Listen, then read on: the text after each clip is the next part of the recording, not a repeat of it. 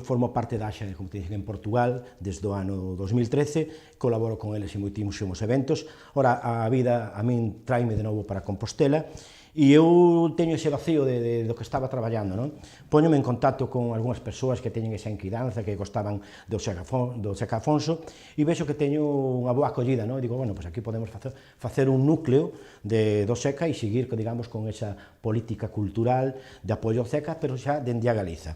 E utilizar, digamos, ese apoio, esa ponte, non solamente para o Seca, que vai ser ese fondo, sino para ter unha vinculación cultural con Portugal e trasladar a nosa cultura, a nosa música, a nosas artes, a nosa literatura, tamén para Portugal, e digamos de ser así unha especie de ponte entre Portugal e Galiza, pero a través do Seca Afonso.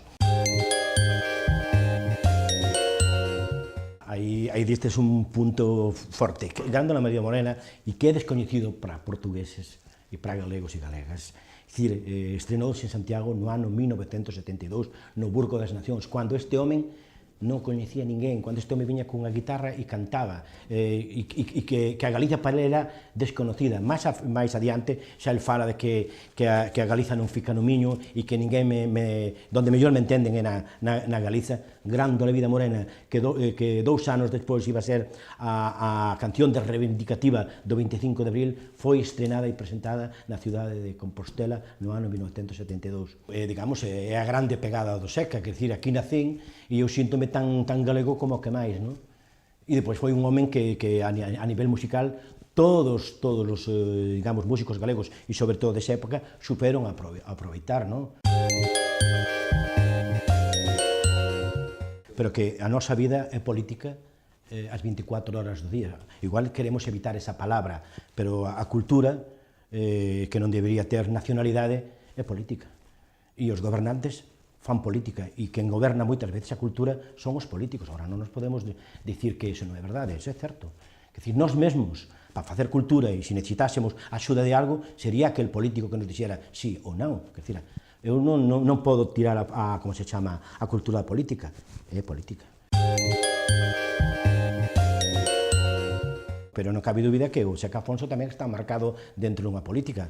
José Afonso era un home de esquerdas, é un home que participou no 25 de abril. José Afonso foi un home que sempre estuvo a favor da autodeterminación dos povos, e participou nas distintas, digamos, independencias de Angola, Mozambique, Costa de Marfil, quer dizer, ele estuvo aí. José Afonso foi un home que apoiou ao grupo de militares de Abril, estaba con eles nos seus concertos, é dicir, non podemos negar que fose político.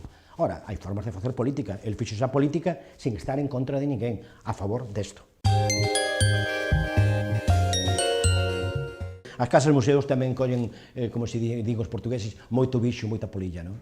Quer dizer, temos que darlle vida, darlle forza, que tú día mañá podamos crear unha biblioteca, pero non unha biblioteca do Seca, sí, que este o Seca, que este toda a súa discografía, que este todo, pero tamén que haxa libro portugués, que haxa libro galego, e intentar que dende aquí, e eu, como meu tempo en Lisboa, non podo comprar un libro en galego, nunha cultura próxima, podo comprarlo aquí, e dicir que podamos, digamos, ter unha biblioteca onde un portugués pode ir e ler un libro en galego, porque está na sede, nos núcleos distintos de Portugal. E estamos a nada, estamos de Portugal a 500 metros, estamos na Ponte do Millo, pero esa ponte é moi grande culturalmente. O día 26, acto de presentación aos medios de comunicación, que é un acto con moita importancia, pero que non é unha cuestión así moi pública. Depois, pola tarde, en Casa das Crechas, na Vía Sacra, en Compostela, inauguramos unha exposición sobre o Seca, o que foi o que é unha fotobiografía, que eso sí se é aberto ao público. A exposición estará patente desde o 26 de xaneiro, 26 de febreiro, e conta con 35 fotografías sobre a vida e obra do Seca Afonso. O día seguinte, xa comenzamos digamos, os pratos fortes. Temos unha palestra na Sentalla do Pixel, tamén en Compostela, onde vai falar o vicepresidente da Asociación Paulo Esperanza sobre unha trilogía de África, Portugal e Galiza. E logo, un dos grandes platos que escapóxenos un poquinho das máis, por utilizar unha palabra, porque pretendíamos un concerto pequenino, e é un concerto que nos vai echar unha grande pegada, porque cando nos puxemos en contacto co público, digo, cos músicos, cos artistas, o sí foi tan grande que casi temos que reducir aquilo que era unha hora, xa vamos a 2 horas e pico, e vai un concerto que vai ser na Sala Malatesta, donde vai estar Nao, Uxía, Cais da Saudade, Luís Fernández, Fallais, donde vai estar a Banda das Crechas, donde vai estar Fondo do Peto, bueno, sin seguir ese orden, dándonos un concerto que creo que vai ser unha maravilla, non?